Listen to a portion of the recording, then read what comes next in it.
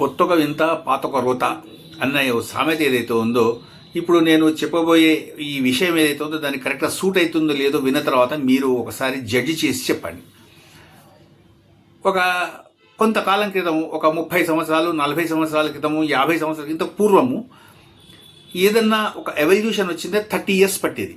ఒక 30 ఇయర్స్ తర్వాత సమాజంలో, సంఘంలో మార్పు జరిగేది. ఆ మార్పును చూసి అప్పటి వరకు ఉన్న వాళ్ళందరూ కూడా దాన్ని చూసి, అరే ఏదో గొప్పగా ఉంది, కొత్తగా ఉంది, అరే ఇది మనకి నచ్చలేదే, లేకపోతే నచ్చిందే, ఏదో ఒకటి చెప్పేవాళ్ళు. ప్రస్తుతం ఉన్న సమాజంలో ఆ మార్పు దాదాపు ప్రతి సంవత్సరము జరుగుతోంది. దాదాపుగా అంత విపరీతమైన మార్పులు ప్రస్తుతము ప్రపంచంలో కనిపిస్తున్నాయి. దేశంలో ఇంకా కనిపిస్తున్నాయి, ప్రపంచంలో అయితే మనకి విపరీతంగా కనిపిస్తున్నాయి. భారతదేశంలో ఏవైతే అడాప్ట్ చేసుకుని ఉన్నారో, ఏవైతే ఈ ప్రస్తుత జీవన విధానాన్ని కొనసాగిస్తున్నారో, ఆల్రెడీ ఇవి ప్రపంచం నుంచి దాన్ని అడాప్ట్ చేసుకొని దాంతో మాత్రమే ఇక్కడ జీవించే పద్ధతి కానివ్వండి, అది కానివ్వండి, ఇంకా సంఘ జీవనం కానివ్వండి, ఏది కానివ్వండి, బయట నుంచి దాన్ని అప్పు తెచ్చుకొని మాత్రమే ఇక్కడ చేస్తున్నారు. అది మంచా చెడా అన్నది ఎవరు జడ్జి చేయలేరు, జడ్జి చేయలేము. ఎందుకంటే ఇది ఎవరికి సంబంధించినంత వరకు వాళ్ళకి స్వంత విషయము. ఎవరికి సంబంధించిన వరకు అంతవరకు వాళ్ళకి స్వవిషయము. దాన్ని ఎవరు జడ్జి చేయలేరు. తల్లి తండ్రి కూడా జడ్జి చేయలేరు.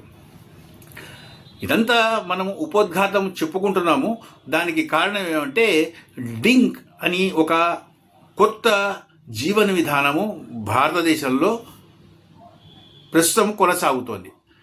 అఫ్కోర్స్ ఈ విధానము ఒక 10 సంవత్సరాల నుంచి అది ఎవల్యూషన్లోకి వచ్చిన ఈ ప్రస్తుత ఆఫ్టర్ ఈ పాండమిక్ ఏదైతే ఉందో, ఆఫ్టర్ పాండమిక్ తర్వాత ఈ ఆఫ్టర్ పాండమిక్ ఇదంతా కూడా దీని లోపల భారతదేశంలో బాగా విపరీతంగా అది రావడం మొదలుపెట్టింది. దీన్ని దాదాపుగా సాఫ్ట్వేర్ ఉద్యోగులు కానివ్వండి, లేదా ఇంకా వేరే ఉద్యోగులు ఎవరైతే ఉన్నారో వాళ్ళందరూ కూడా దీన్ని పాటిస్తున్నారు. డింక్ అంటే ఏంటంటే డ్యూయల్ ఇన్కమ్, డబుల్ ఇన్కమ్ కూడా అంటున్నారు. Dual income, no kids. Double income, no kids. భార్య భర్త పార్ట్నర్స్, ఇక్కడ భార్య భర్త కాదు, ఎందుకంటే పెళ్లి చేసుకోరు వాళ్ళు. ఇద్దరు కలిసి సహజీవనం చేస్తూ ఉంటారు. ఇద్దరు కలిసి సంపాదన ఇద్దరిది ఉంటుంది.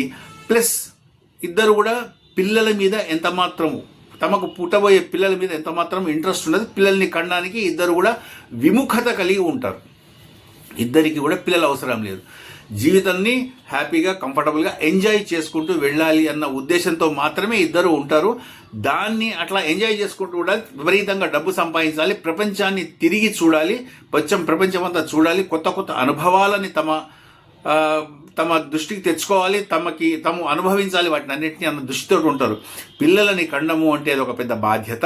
ఆ బాధ్యతని తాము మోయలేము, అంత బాధ్యతను మేము తీసుకోలేము. అంత బాధ్యత ఉండాలి అంటే దానికి తగ్గ డబ్బు ఉండాలి అన్న ఉద్దేశము, అటువంటి ఆలోచన కలిగి ఉన్నవాళ్ళు ఈ డింక్ అనేది అయితే ఉందో దాన్ని వాళ్ళు అడాప్ట్ చేసుకుని దాన్ని తమ జీవన విధానంగా కొనసాగిస్తున్నారు.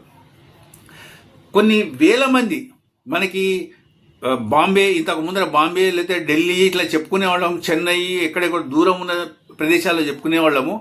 డింక్ని దాదాపు కొన్ని వేల మంది హైదరాబాద్ మహాపట్టణంలోనే తమ జీవన విధానంలో ఒక భాగంగా కొనసాగిస్తున్నారు. రీప్రొడక్షన్ ఏదైతే ఉందో అది ప్రకృతి సహజంగా పెట్టింది.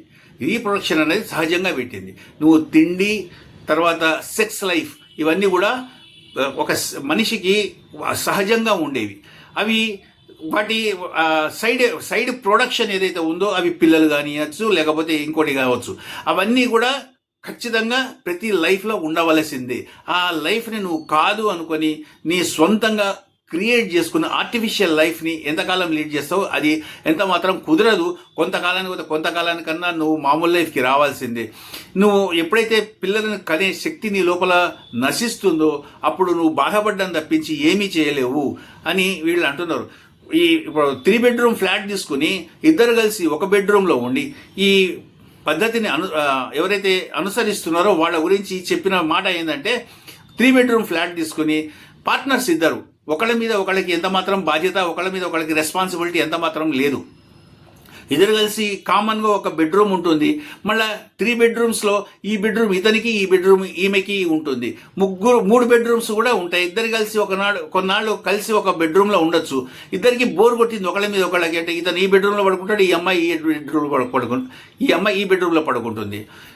ఎటువంటి బాధ్యత లేదు ఇద్దరి మీద, ఎవరికి ఎటువంటి రెస్పాన్సిబిలిటీ తీసుకుని ఒకళ్ళ గురించి ఒకళ్ళు చెప్పుకోవడానికి లేదు. ఎంతసేపు పైసల లెక్క మాత్రమే. కొన్నాళ్ళు పోయిన తర్వాత అమ్మాయికి అబ్బాయి మీద కానీ, అబ్బాయికి అమ్మాయి మీద కానీ మొహం మొత్తితే, ఇద్దరు విడిపోదాము అనుకుంటే అప్పుడు డబ్బులను ఎట్లా విడదీస్తారు? అంతవరకు కలిసి కామన్గా ఏవైతే ప్రాపర్టీస్ కొన్నారో, లేకపోతే ప్రాపర్టీస్ డెవలప్ చేశారో అవన్నీ కూడా ఏ రకంగా పంచుకుంటారు? ఇది కూడా ఒక పెద్ద $1 మిలియన్ క్వశ్చన్ అవుతుంది. ఇవన్నీ రకరకాల క్వశ్చన్స్ వస్తున్నాయి. ప్రస్తుతం అయితే ఈ డింక్ అన్న పద్ధతి ఏదైతే ఉందో అది ప్రస్తుతము భారతదేశంలో మెల్లిమెల్లిగా